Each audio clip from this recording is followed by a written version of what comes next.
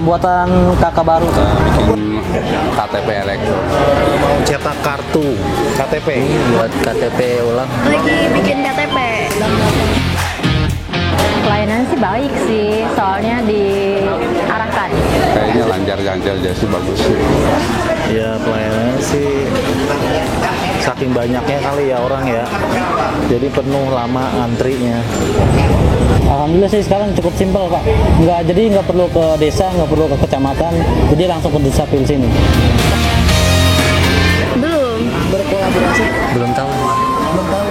Belum tahu deh kalau Trump. Belum tahu. Belum.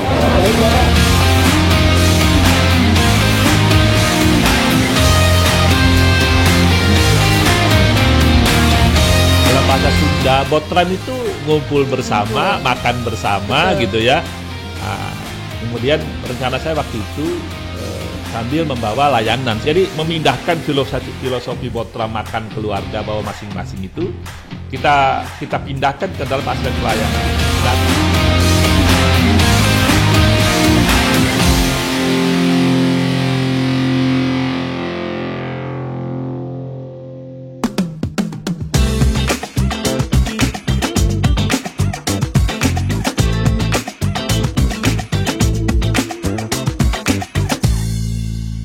Assalamualaikum warahmatullahi wabarakatuh. Halo sahabat Wibawa Mukti, kembali lagi di program IKP Talks. Dan kali ini bersama saya Nadia Vita Adisti. Tentunya sudah bersama juga dengan narasumber yang datang langsung dari Dinas Kependudukan Pencatatan Sipil di Kabupaten Bekasi. Langsung kepala dinasnya nih sahabat Wibawa Mukti. Assalamualaikum Bapak Dr. Haji Charwinda. Waalaikumsalam warahmatullahi wabarakatuh. Terima kasih. Iya, boleh dong Pak sapa-sapa dulu nih sahabat Wibawa Mukti yang ada di rumah. Selamat pagi, salam jumpa dengan saya dan Dukcapil ya, para sahabat Wibawa Mukti. Wibawa Mukti. Saya pastikan bahwa memang selama ini banyak informasi mungkin yang didapatkan oleh masyarakat terkait dengan penyelenggaraan pemerintahan di daerah.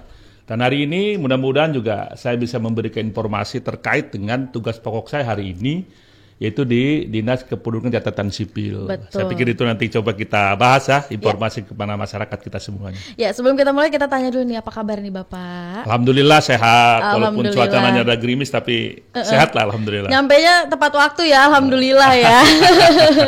Dan kita juga kenal dengan Bapak Charwinda ini adalah kepala dinas yang tegas dan juga bisa diandalkan tentunya ya. Nah, sahabat Wibawa Mukti, kita langsung tanya-tanya langsung nih buat sahabat Wibawa Mukti yang mau tahu informasi seputar Disdukcapil, bisa langsung aja nonton video ini ya.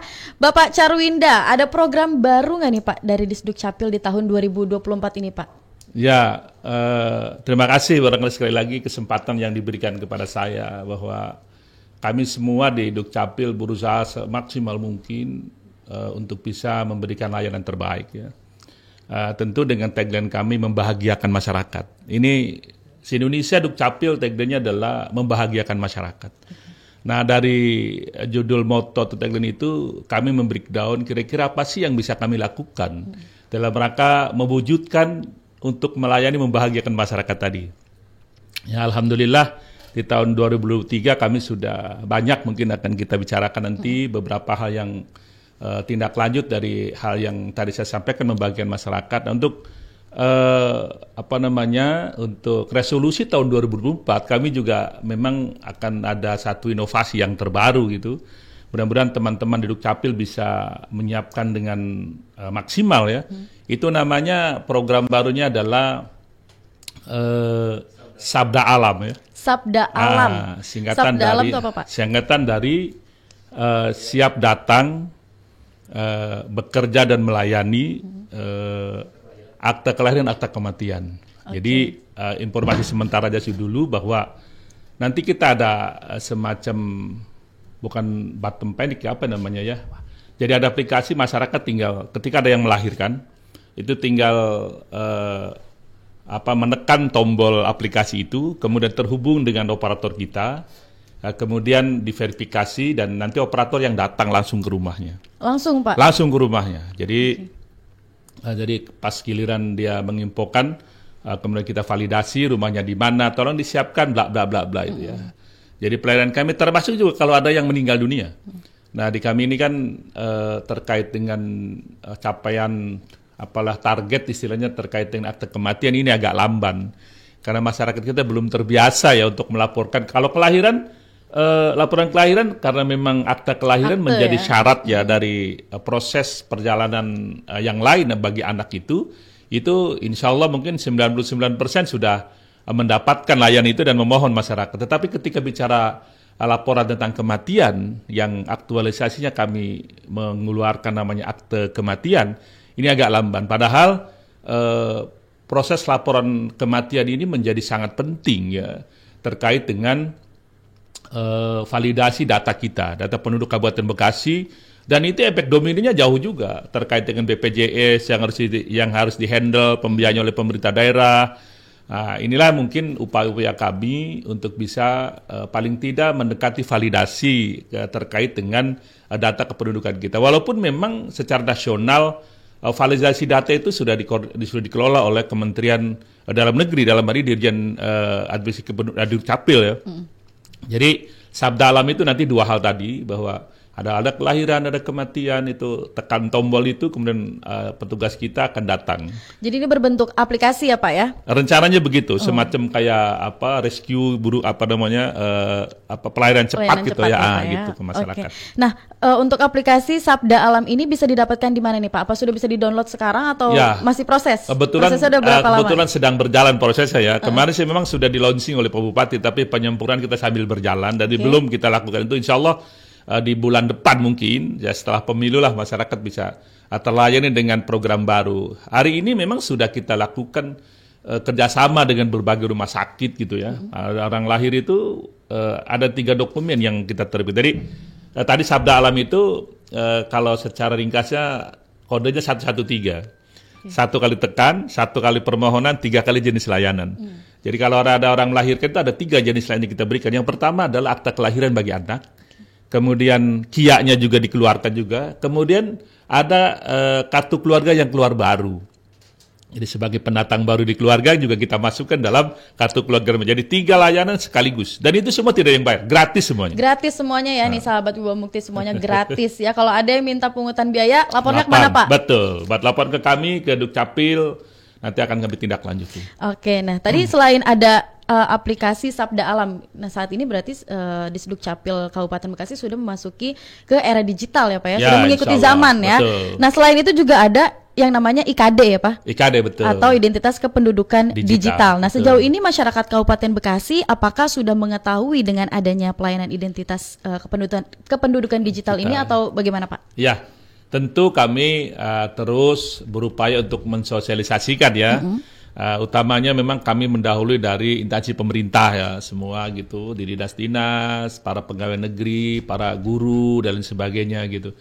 Ya, di dalam kebijakan dari Kementerian Dalam Negeri, Dirjen Dukcapil, bahwa kita memiliki satu jenis layanan namanya identitas kependudukan digital, atau orang sering plesetin KTP digital lah gitu KTP ya. digital. Nah, di dalam pemanfaatan memang kelihatannya belum ada kesepakatan secara nasional ya, artinya kebijakan untuk tanpa KTP fisik kita datang ke unit pelayanan publik gitu ya, itu mestinya itu harus bisa diterima dengan kita menggunakan IKD. Saya dengar di beberapa media Pak Presiden juga sudah menyampaikan ke Menpan bahwa segera, kalau tidak salah bulan Oktober itu digitalisasi di dalam konteks pelayanan itu sudah mulai berjalan dan sudah siap gitu ya. Memang ada kendala di lapangan di kita, utamanya di masyarakat itu kan. Ini kan IKD ini salah satu syaratnya masyarakat harus memiliki handphone yang Android ya, atau juga iPhone gitu. Jadi kalau masyarakat kita yang belum memiliki, hanya baru memiliki handphone yang tidak Android dan bukan dari iPhone itu sendiri, kelihatannya dia tidak bisa mendapatkan layanan ini gitu. Namun demikian barangkali setelah kita sampaikan beberapa sosialisasi, kalau nggak salah kita dari target 200.000 kalau tidak salah gitu, kita sudah hampir 5% ya, hampir 5% masyarakat kita sudah mengaktifkan. Banyak keunggulan, banyak manfaat yang dari tadi istilah KTP digital IKD itu. Antara lain kita bisa melihat seluruh data kependudukan, bahkan Kemarin terakhir itu kalau tidak salah kita mau nyoblos di TPS mana pun ada di dalamnya. Oh, sudah ada di situ Sudah ya, ada Pak? di situ, sudah di situ. BPJS ya juga ada di Lengkap ya? situ. Dan nanti ke depan kelihatannya itu memiliki fitur yang lengkap ya, beberapa jenis layanan. Bahkan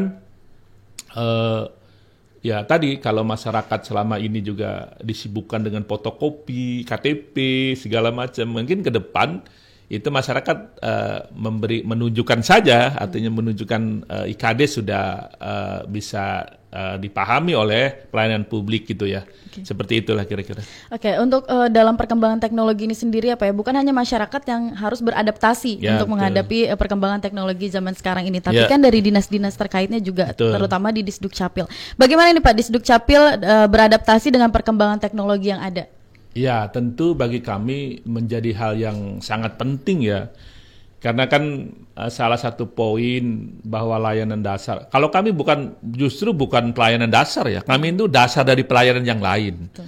Jadi bisa dibayangkan starting point orang memiliki dokumen itu dari dokumen kependudukan gitu. Oleh karena itu ini menjadi penting dan pemahaman penting bagi orang lain. Kemudian pelayanan yang bersifat konvensional yang selama ini kita lakukan face to face segala macam ya, ini juga kan ada banyak peluang yang tidak baiknya ya ketika terkait dengan tadi dari pembuka tadi istilah ada pungli dan sebagainya gitu. Makanya kebijakan untuk era digitalisasi, dan kami berharap juga ada target tentu paling tidak kami mungkin 2-3 tahun ke depan ya semua sudah harus online gitu.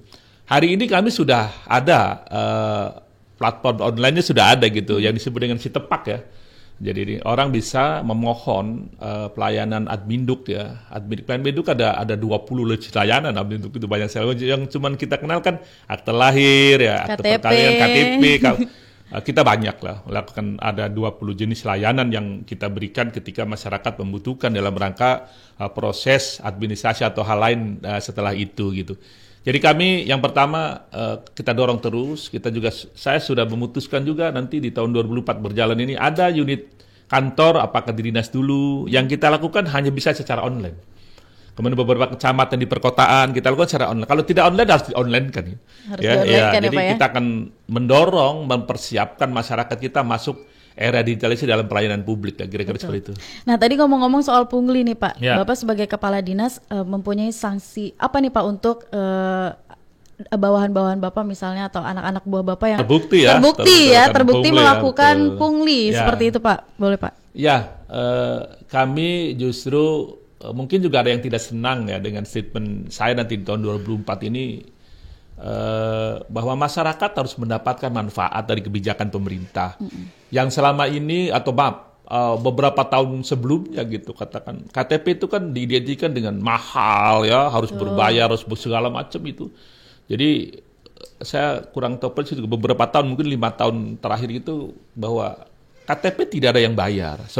Pelayan Adminduk tidak ada yang dipungut biaya. Tidak ada yang dipungut biaya. Tidak ada, semuanya. Perlu digarisbawahi ya. Mau akta, ya, mau KTP, mau KK, tidak ada yang dipungut biaya. Gratis semuanya bagi masyarakat.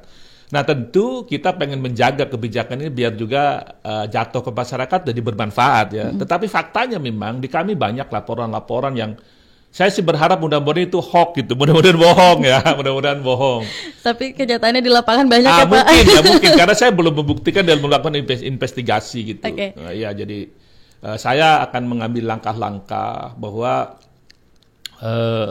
para staf pelayanan yang disebut dengan operator siak di lapangan, saya pengen memastikan bahwa pungli tidak boleh, pungli dilarang. Saya pengen tegas begitu. Jadi saya selama 1 tahun sudah istilahnya cek ombak lah gitu lah ya, lihat situasinya seperti apa. Ternyata juga betul tadi masih banyak informasi dari masyarakat bahwa mengurus KTP ya bukan bayar KTP tapi mengurus KTP itu harus mengeluarkan biaya. Setelah kita selidiki ternyata juga mereka menggunakan orang lain ya.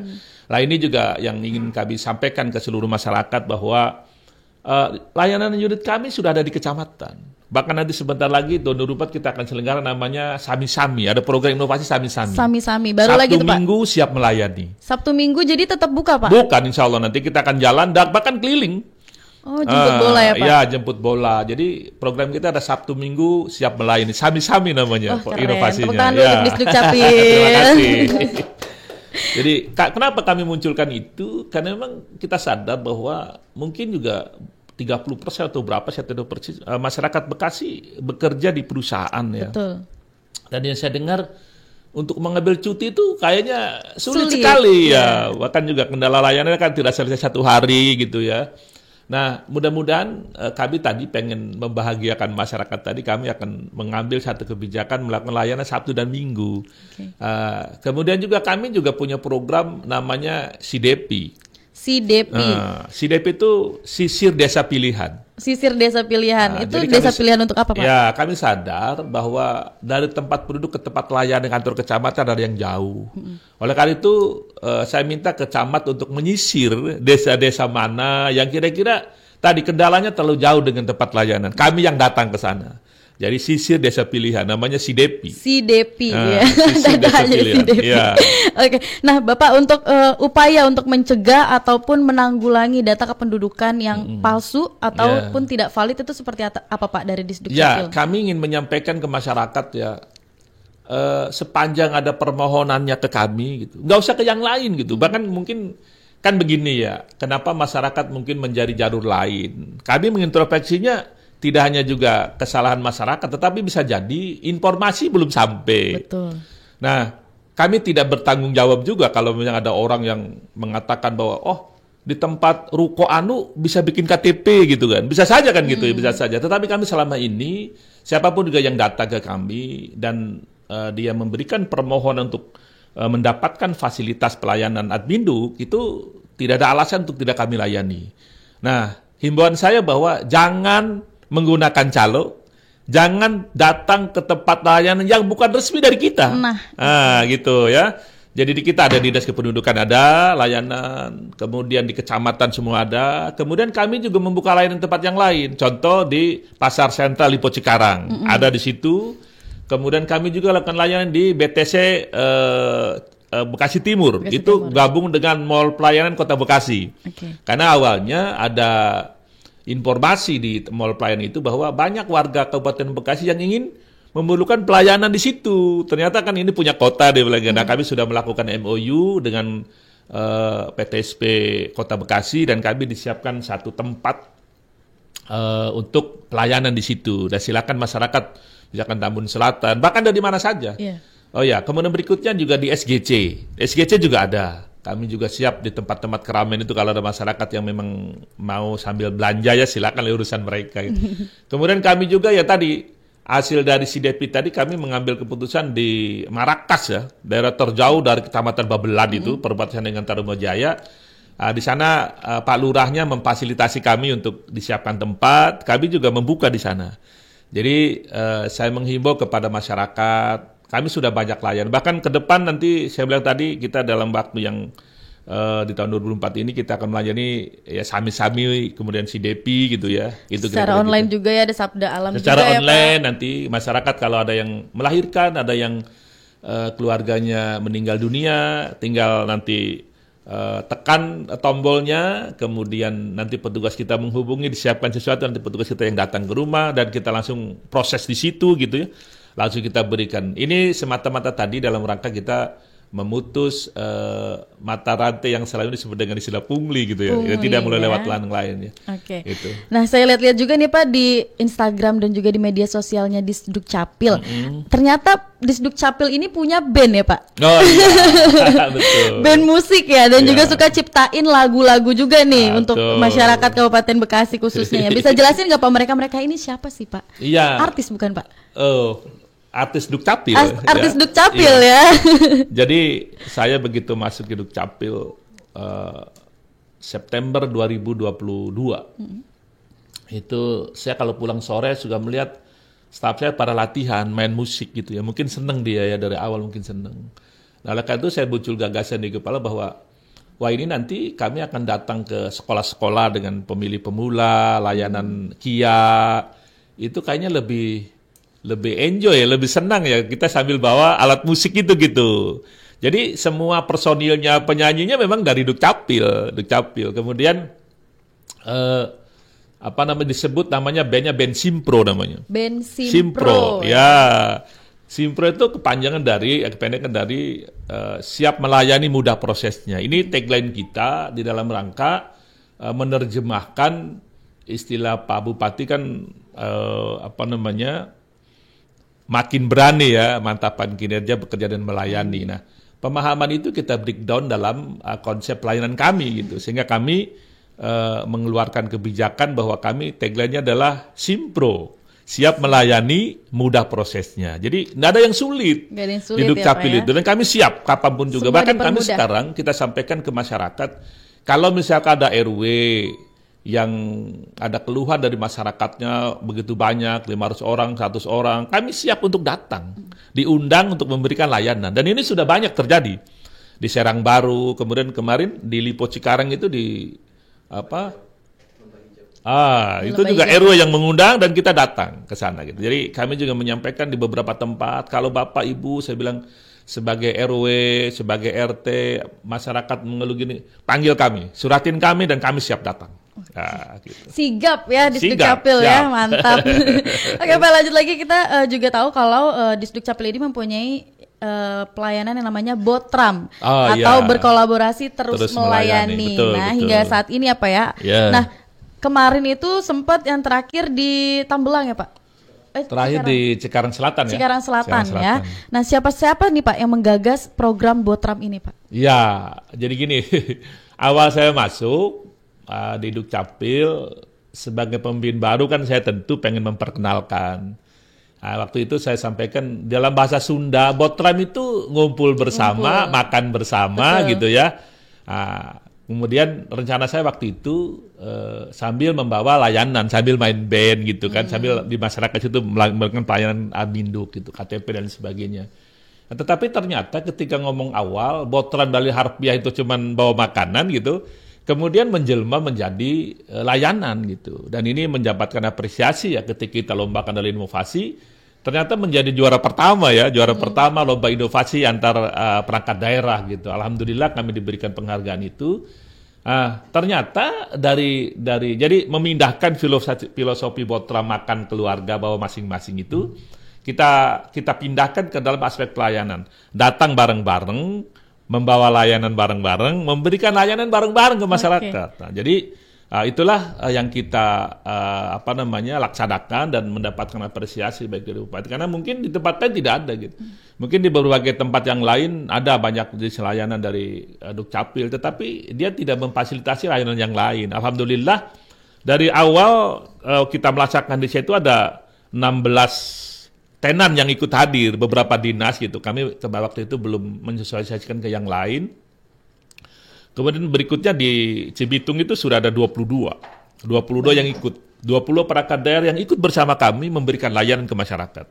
Kemudian di Sukatani itu nambah lagi menjadi 33. Tambah banyak ya Pak? Tambah banyak perangkat daerah yang ikut. Bahkan juga saya terima kasih ke Pak Bupati yang sudah mendukung penuh dan menyampaikan juga himbauan kepada teman-teman perangkat daerah untuk bisa ikut hadir gitu dalam rangka memberikan layanan ke masyarakat. Jadi sudah ada 33 dari perangkat daerah dan dari BUMN.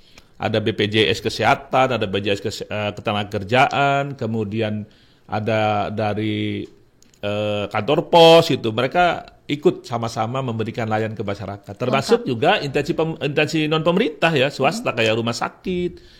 Masyarakat kalau diwawancara sama ya teman kami mungkin juga dari Kominfo juga kan, bahwa merasa terbantu, masyarakat merasa ya katakanlah senang lah dengan kehadiran pelayanan yang semuanya ini banyak. Nah, itu kira-kira. Nah kalau dari Bapak sendiri nih, menurut Bapak, apakah kegiatan Botram ini sudah sesuai dengan harapan dari pemerintahan Kabupaten Bekasi kepada masyarakat, Pak? Ya, tentu sebagai barang baru ya, konsep baru untuk kita jalankan ke masyarakat.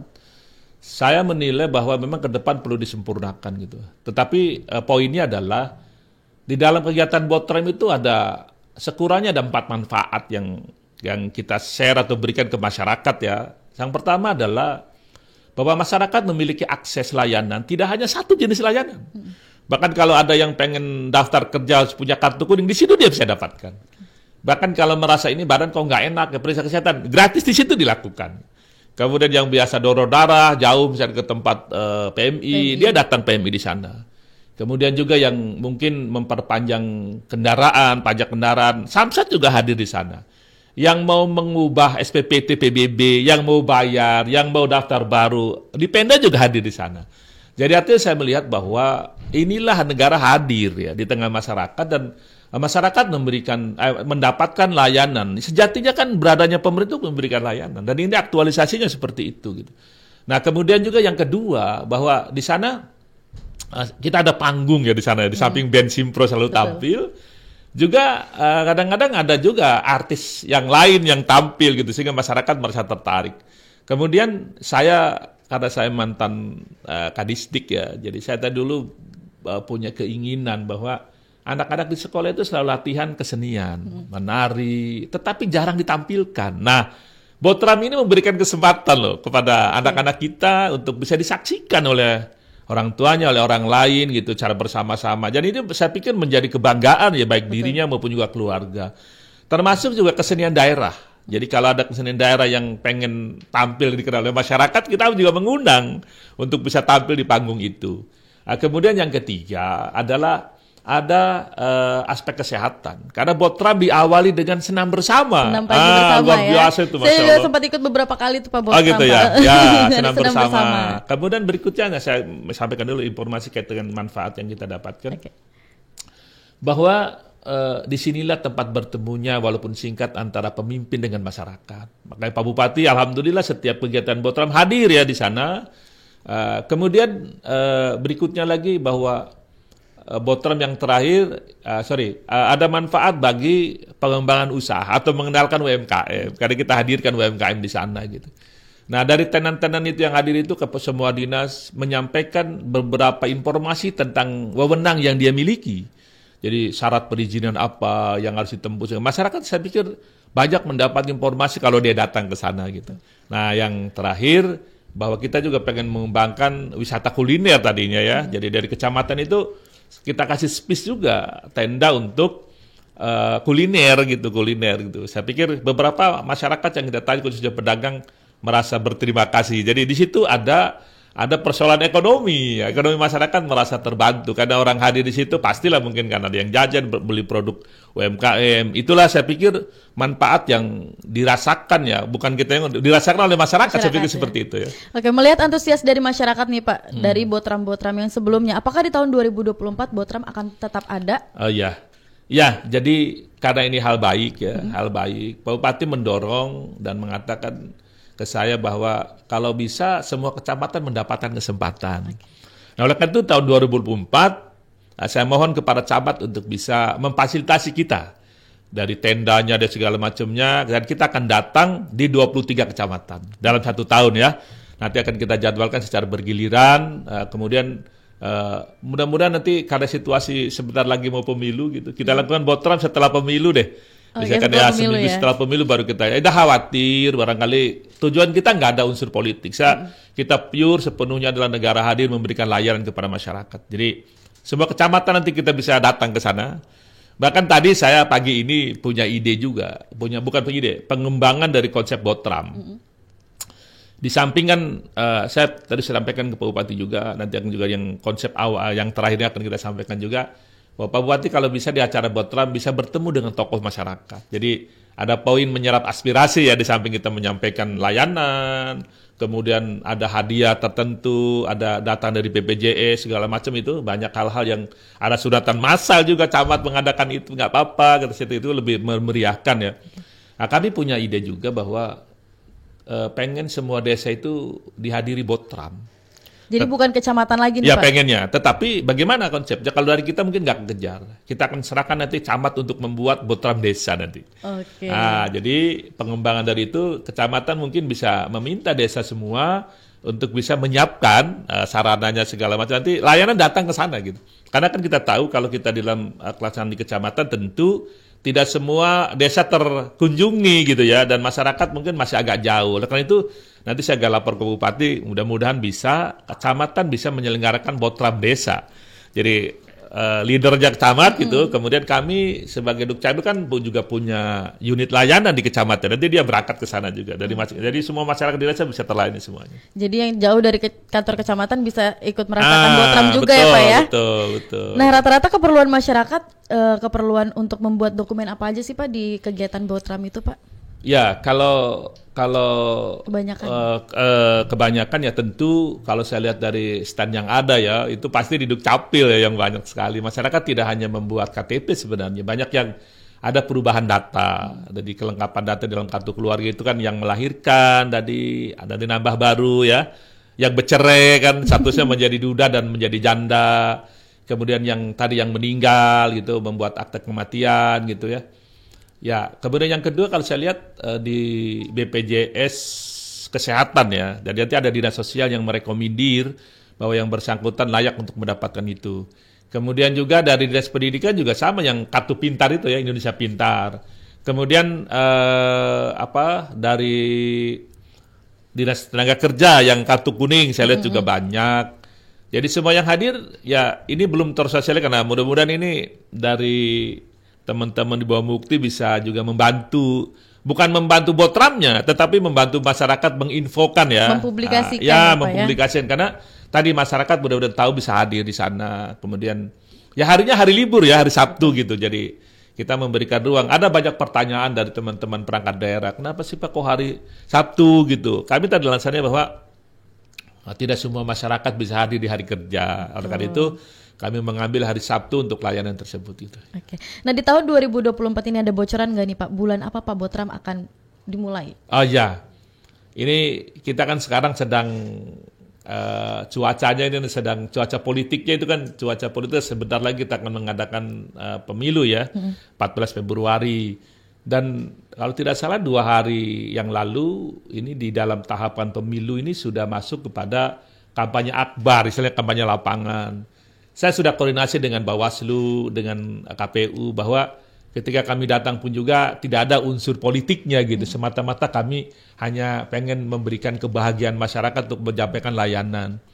Tapi saya mikir-mikir juga, takutnya kan ada yang datang ke situ bawa misalkan dibagi-bagi apa, ini kan digoreng juga ya gitu. Nah, itu yang paling clear gitu menurut saya. Sensitif ya Pak? Ya sangat sensitif situasinya. Padahal kami sendiri declare bahwa tidak ada, tidak punya. Yang lain pun nggak kami kasih kesempatan mau ngapain juga. Tapi kan nggak tahu ya ada nyusup dari mana-mana kita nggak tahu nanti. Oleh karena itu mungkin kita pastikan saja dari setelah pemilu 14 Februari baru kita schedule. Dan awalnya kita mau ambil tanggal 17 hari Sabtu. Tetapi pikir-pikir biasa karena saya mantan camat juga ya. Biasanya kalau habis pemilu 3 hari itu ada proses-proses untuk pelaporan, ada sidang PPK itu melakukan sidang itu, kemudian melaporkan, ada juga yang menghitung suara segala macam kan. Nah daripada juga camat tidak siap, artinya dengan kegiatan yang besar ini, sementara dia masih punya hutang untuk menyelesaikan tahapan pemilu misalkan gitu. Ya tentu bukan camatnya, tetapi kan tetap kalau di kecamatan kan dia penanggung jawab wilayah ya, walaupun tidak terkait langsung dengan penyelenggaraan pemilu, karena di sana ada namanya panitia pemilihan kecamatan PPK itu. Tapi saya sedikit merasakan waktu itu suasana kebatinannya, suasana faktanya. Jadi kami mungkin akan mengambil setelah tanggal 17 itu tanggal 24. Tanggal 24 ya, Februari. nanti coba kalau tidak salah starting awal di Cibarusa kalau nggak salah ya. Tanggal 24 Februari mungkin di Cibarusa. Di Cibarusa nanti kita tinggal minta ke camat mau tempatnya di lapangan yang mana gitu. Kira-kira begitu. Nanti ya. kita nanti tinggal infokan ke kita ya Pak. Nanti kita akan mempublikasikan kepada masyarakat biar masyarakat Cibarusa datang semuanya. Betul. Nah, di tahun 2024 ini apakah ada perbedaan nih Pak dari Botram-Botram yang sebelumnya atau tenannya bertambah atau pelayanannya bertambah seperti apa? Ya. Jadi gini, kami sudah menghibahkan ya, artinya Botram ini tidak lagi menjadi punyanya Dukcapil. Kami menyerahkan ke pemerintah daerah dan sekarang sedang proses, mudah-mudahan segera tetapkan dengan keputusan bupati. Artinya gini, jenis layanannya sudah muncul di dalam ketetapan bupati. Apa saja dinas ini, apa saja semua terus ada terinci di sana gitu. Leading sektor untuk penyelenggaraan ini tetap koordinatornya ada di kami, di Dukcapil gitu. Jadi kemudian tetapi ada perubahannya kalau kami kemarin yang memikirkan dari mana tendanya, dari mana panggungnya, kemudian bagaimana pengisi segala macam kami gitu. Nah sekarang kita berbagi dengan camat gitu. Jadi Pak Camat tolong minta dibantu kita untuk bisa mengurus, ya, saya katakan mengurus fasilitas terkait dengan sarana prasarananya, tenda, panggung gitu ya. Ya tentu yang paling ini informasi ke masyarakat ya. Nah ada perbedaan itu yang pertama. Yang kedua bahwa tadi kita sudah memulai kemarin Botram dalam arti harfiahnya makan bareng kita selenggarakan. Kalau yang sudah di beberapa tempat hanya kami gitu, anak-anak atau teman-teman kami yang di kecamatan dia bawa makanan sendiri, ada yang bawa semur jengkol, ya ikan asin, berbagilah di situ kita ngumpul, yang lain melayani, yang lain makan bergantian gitu. Nah kemarin di Cikarang Selatan sudah kita wujudkan, Pak Bupati makan bersama, sama gitu bawa timbel juga kita bawa timbel. Kemudian masyarakat hadir gitu di situ kita makan dan nanti besok konsep akan kita besarkan cara makannya gitu maksudnya siapapun yang hadir kita makan bersama di situ. Ajak makan bersama ya Pak. Ya jadi masing-masing bawa sendiri-sendiri itunya makan inilah harfiah Botram ya. Nah yang terakhir tambahannya kita pengen Pak Bupati ketemu dengan para tokoh masyarakat sehingga Pak Bupati bisa menyerap, Pak Bupati bisa memberikan arahan gitulah paling tidak ya nggak lama-lama lah misalkan di sana kita kumpulkan masyarakat tokoh kecamatan itu gitu. Kira-kira gitu ada pembeda itu. Jadi kita terus akan menyempurnakan termasuk tadi gagasan untuk bisa adanya Botram desa gitu yang diselenggarakan oleh camat dengan kepala desa. Tentu meniru konsep yang selama ini kita selenggarakan. Artinya lebih miniatur ke masing-masing desa lah tetap gitu ya. Seperti itu kira-kira. Dari beberapa kali kegiatan Botram nih Pak, kita melihat cukup sukses lah ya Pak ya untuk melayani masyarakat. Tapi kan di balik kesuksesan itu pasti ada kendala-kendalanya nih Pak.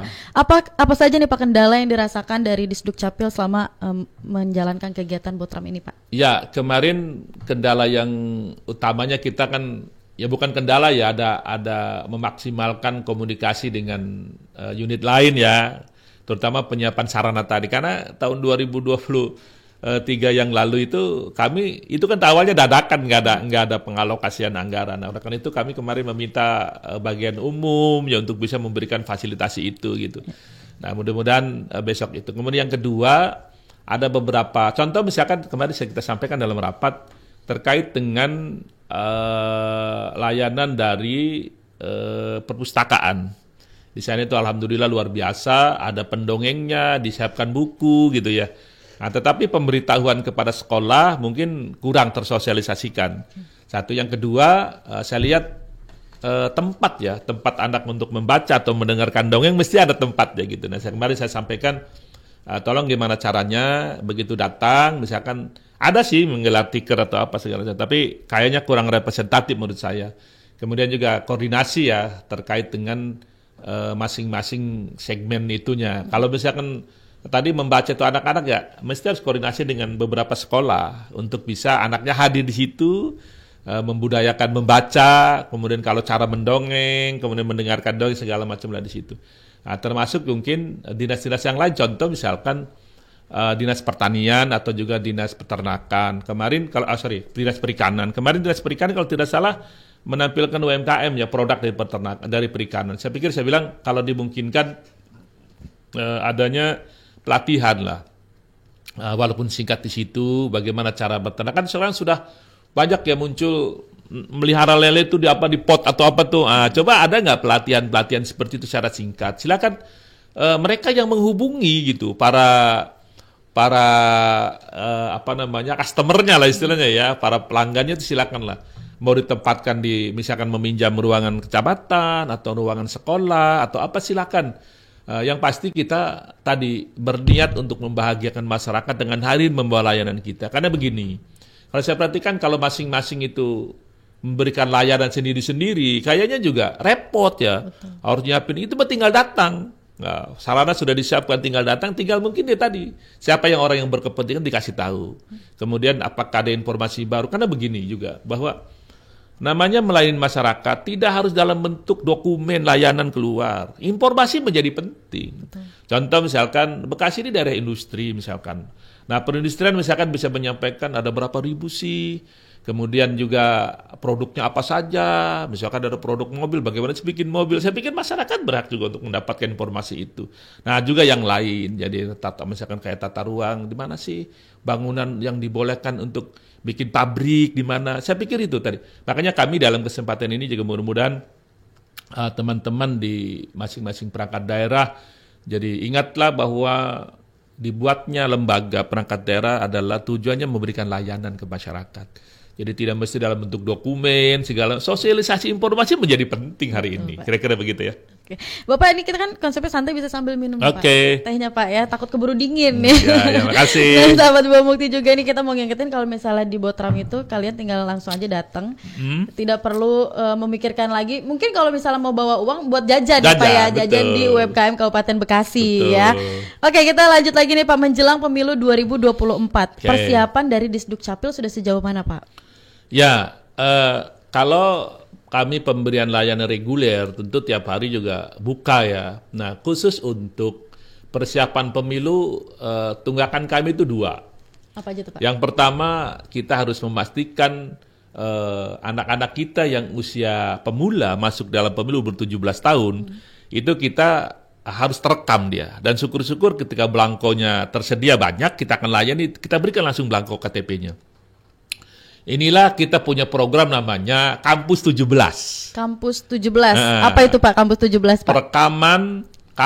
Perekaman penduduk usia 17 tahun ke atas. Nah, itu kami dorong layanan ke masing-masing sekolah. Dan sampai hari ini masih berjalan terus di seluruh Kabupaten Bekasi. Jadi ada yang satu kecamatan 2 grup. Kami sudah melakukan sosialisasi. Jadi begini, daftar nama anak-anak atau penduduk Bekasi yang usianya 17 tahun itu sudah ada dalam database. Nah, ini kan dengan alamat rumahnya, dan alhamdulillah di dalam Dapodik ada nama alamat sekolahnya. Jadi pada kami rumah per rumah itu kami mempunyai strategi untuk kita datangnya ke sekolah. Lebih simpel ya Pak ya? Ya, lebih simpel karena di sekolah kan ada 200 orang, ada 100 orang. Sementara kalau kita datang ke alamat-alamat rumah kan waktunya tidak terkejar gitu. Dan kami memiliki tahap yang kemarin kita kumpulkan semua kepala sekolah dari masing-masing kecamatan untuk kita berikan penjelasan. Karena ada kecenderungan informasi dari beberapa teman-teman di lapangan atau kabupaten kota lain bahwa maklumlah anak milenial ya, ketika mau difoto tuh enggak, aku belum cantik hari ini ya gitu ya. Aku yang gelas sebelah kiri. Jadi gitu. Hal itu kita antisipasi. Maksudnya dengan memberikan informasi lebih awal, tolong sampaikan. Bagi kami boleh menggunakan baju apa saja ya. Yang penting pakai baju gitu. Yang penting sopan ya. Ya, mau menggunakan istilah baju bebas hari itu atau juga mau baju sekolah saja silakanlah, itu kebijakan dari sekolah. Dan kami juga sebenarnya mau datang sendiri di kecamatan juga ada layanan itu, tetapi kami akan efektifkan untuk bisa datang ke sekolah. Nah, alhamdulillah kemarin kita sudah dari 22.000 kalau tidak salah, kita sudah bergerak hampir 6.000 sudah terekam gitu ya. Termasuk perekam itu bagi anak yang usia 16 tahun. Jadi kalau 16 tahun sudah bisa dilakukan perekaman. Kalau orang sudah melakukan perekaman biometrik itu, berarti dia sudah bisa, sudah tercantum datanya di situ. Tidak harus 17 ya Pak? Ya, nanti begitu 17, misalkan hari ini tanggal berapa? 23 ya? Ah, itu 17, hari ini dia bisa, kalau memohon hari ini bisa keluarkan KTP-nya. Langsung jadi ya Langsung Pak? Nggak usah perekaman lagi ya? Nggak usah. Kemudian yang kedua, tantangan yang kedua, kami suruh memfasilitasi saudara kita atau warga masyarakat Indonesia yang tinggal di lapas. Jadi itu juga jangan sampai dia kehilangan hak politiknya, kalaupun nggak dicabut oleh pengadilan ya. Kita pastikan bahwa dia mendapatkan KTP elektronik dari kita gitu. Mudah-mudahan juga belangkonya bisa mendukung. Jadi dalam rangka persiapan pemilu itu kaitan dengan perekaman atau validasi data penduduk. Kemudian juga kami bekerja sama juga dengan atau koordinasi juga dengan KPU dan Bawaslu. Ketika kemarin melakukan namanya coklit ya, dari DP4 itu data masuk dari Kemendagri ke KPU, kemudian di desa-desa dilakukan pencocokan dan penelitian. Nah, terhadap yang meninggal, terhadap yang tidak ada itu input bagi kami untuk memperbaiki ya data kependudukan kami gitu, sehingga mudah-mudahan dari hasil masukan coklit dari KPU tadi bahwa validasi data penduduk Kabupaten Bekasi itu bisa menjadi lebih valid lah, seperti itu. Oke. Ada surat edaran nggak nih Pak untuk para pemilih pemula yang belum mempunyai KTP? Ya, karena tadi kita sisir di masing-masing sekolah. Ya tentu kalau bicara aspek pemilu bukan urusan kami ya, walaupun kami katakanlah menghimbau untuk bisa memilih gitu. Tetapi yang pasti tekad kami adalah jangan sampai ada warga negara atau penduduk yang kehilangan hak politiknya gara-gara tidak direkam, gara-gara dia tidak memiliki KTP. Betul. Nah, kemudian kami juga sudah sampaikan bahwa ini kan belangko KTP itu ada, tapi memang agak terbatas. Nah, kalau pada akhirnya saya bilang tanggal 14 itu 2 hari atau -3 atau berapa, kemudian tidak bisa terlayani dengan KTP elektronik, di dalam undang-undang itu menyebut beberapa identitas penduduk sebenarnya. Yang pertama KTP, yang keduanya adalah biodata WNI, yang ketiganya adalah surat keterangan, ya. Yang keempat adalah IKD gitu. Jadi ada beberapa macam jenis identitas katakan itu yang diatur dalam undang-undang kependudukan. Nah, pemilu beberapa tahun yang lalu, pemilu yang tahun berapa tuh? 2018 atau 19 ya kalau tidak salah ya. Karena tadi keterbatasan belangko tidak bisa menghandle semuanya, oleh karena itu muncul surat keterangan boleh. Pakai suket. Pakai suket, betul, pakai suket. Dan ini juga kalau saya baca kemarin ada dari KPU kalau tidak salah juga sudah mengarah ke situ. Walaupun juga saya pikir pengen ditambah dengan IKD menurut saya. IKD lebih ini juga lebih lebih valid ya. Mereka tinggal menunjukkan itu, kemudian dia bisa memilih gitu. Hanya memang ada kendala kalau saya dengar beberapa rapat koordinasi dengan KPU dan Bawaslu terkait dengan mungkin ketersediaan, ya itu urusan KPU lah. Bagi kami bahwa kami punya tekad jangan sampai ada orang kehilangan hak politiknya, hak konstitusinya gara-gara dia tidak memiliki KTP seperti itu. Oke Pak. Nah tadi kan ada beberapa aplikasi yang diluncurkan oleh Disduk Capil. Apakah itu bisa untuk masyarakat mengadu atau memberikan aduan kepada Disduk Capil sendiri terkait dengan dokumen kependudukan atau ada nomor telepon lain? Silakan Pak. Kita kalau tidak punya medsos ya banyak, kemudian dari span lapor juga masuk gitu ya. Dan ya kita bisa kalau secara manualnya itu dia bisa datang membuat surat atau apa ya, ada kotak saran atau kotak di kita juga. Ya tentu biasanya yang kita perlu informasi tadi yang medsos resmi kita ya, ada Instagram, kemudian ada website kita ya, kemudian juga span lapor itu, kemudian ya bisa kita mendengar informasi juga dari berita-berita online dan sebagainya, dan itu juga menjadi ukuran bagi kami gitu. Jadi semakin berkurangnya pengaduan itu kami berpendapat bahwa pelayanan kami semakin membaik ya. Dan informasi dari teman-teman di Dukcapil alhamdulillah dalam 1 tahun terakhir ini kita banyak menurun pengaduan itu. Artinya saya melihatnya sebagai pemimpin di situ sudah pada on the track ya. Hanya tadi kelemahan-kelemahan kita terkait dari awal kaitan dengan pungli. Nah ini gimana kita untuk bisa mengeliminir yang seperti ini gitu. Ada beberapa tadi disampaikan ya bagaimana kalau terjadi pungli gitu. Nah, saya akan tindak lanjuti, kemudian kalau betul terbukti pegawai Dukcapil melakukan pungli yang non SN barangkali, yang khusus untuk non SN, karena rata-rata di bawah ini yang operator siak itu adalah non ASN ya. Di dalam perjanjian kerja kita sebut, kita akan berhentikan gitu. Tidak ada lagi peringatan pertama, kedua. Karena ini hal yang paling mendasar ya, terkait dengan tadi kita pengen mewujudkan bahwa masyarakat bahagia dengan layanan kita. Kemudian ya memang namanya pungli tidak dibolehkan. Betul. Tidak lihat besarannya. Mau Rp1 pun ya namanya pungli, tidak ada sanksi pidananya gitu. Daripada juga ketangkap sama tim saber pungli gitu, lebih baik kita berhentikan saja. Kita membantu dia gitu kalau memang karakter dia seperti itu. Jadi mudah-mudahan terus kita dorong pelayanan meningkat, walaupun juga memang saya berharap memang ke depan para operator siak ini kan siapa saja kalau jam 8 jam 8 itu datang ke Dukcapil. Di sini aja di kantor sini. Bagaimana melihat kondisi kantor pelayanan itu. Kemudian jam 8 hadirlah di perangkat daerah yang lain gitu. Tanyain yang namanya petugas itu bisa jadi masih sarapan. Di kami nggak bisa tuh. Kami jam 8 itu sudah pasiennya sudah banyak. Pasiennya sudah banyak. Bahkan mungkin kita kan nggak enak juga kalau sampai teriak ngadul. Banyak sih kalau Pak, gimana sih? Kasihan dong kami gitu. Banyak lah yang begitu. Artinya kami juga mendisiplinkan mereka gitu. Kira-kira seperti itu. Oke. Nah Pak, sebelum kita akhiri podcast kita kali ini, tapi saya mau bertanya dulu nih Pak. Kan singkatan pelayanan dari Disduk Capil tuh nama-namanya unik-unik ya Pak ya. Unik-unik, ya. Ada Sabda Alam, terus Kampus 17, terus ada juga Si Depi. Itu terinspirasi dari mana sih Pak? Iya, Si Depi jangan-jangan mantan ya Pak? Kami kan suka, saya istilahnya saya mengumpulkan informasi ya ke lapangan itu. Aduh, ini kok gimana ya? Itu terkait dengan singkatan tadi itu hanya pengen mudah diingat saja sebenarnya gitu ya. Oke. Ada lagi mantan pacar. Mantan pacar Si Depi. Ada lagi. Mantan pacar itu apa tuh Pak mantan pacar? Jadi Pak? pelayanan terkait dengan pasca perkawinan dan perceraian. Mantan pacar bisa nyambung gitu ya Pak ya? Sengaja kita sambungkan gitu. Jadi kalau orang habis bercerai itu datanglah ke kami untuk validasi. Kita akan keluarkan tadi KTP-nya akan kita layani dengan KTP janda atau duda gitu. Kemudian di dalam kakaknya juga mungkin kita hapus gitu, dapat kakak juga gitu. Jadi kami yang itu sudah jalan di beberapa tempat lah, tapi memang belum semuanya. Itu kalau ada yang menikah, kita akan datang ke tempat pernikahan. Langsung datang ke tempat pernikahan ya?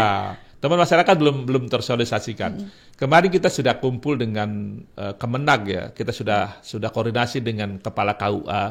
Jadi kalau besok itu ada pernikahan, tentu kan data-data sudah ada. Nah itu akan kita siapkan kartu keluarga yang baru, kartu keluarga bagi orang tuanya yang kita keluarkan anaknya, ya kan? Kemudian juga KTP yang baru bagi si pasangan baru. Wah keren, langsung langsung hari diberikan. itu juga. Jadi nggak capek-capek, dia konsentrasi fokus saja pada bulan madu saja. Kalau administrasi ini kita selesaikan di sini. Oh keren banget ya Disduk Capil. Oke Pak, mungkin terakhir nih Pak. Taruh tadi kan untuk yang menikah. Kalau untuk yang baru cerai gimana Pak? Langsung datang juga nggak Pak? Iya, yang habis bercerai dengan membawa surat talaknya. Kalau yang non muslim misalkan dengan bawa dari pengadilannya, datang kami langsung layan. Oke, keren.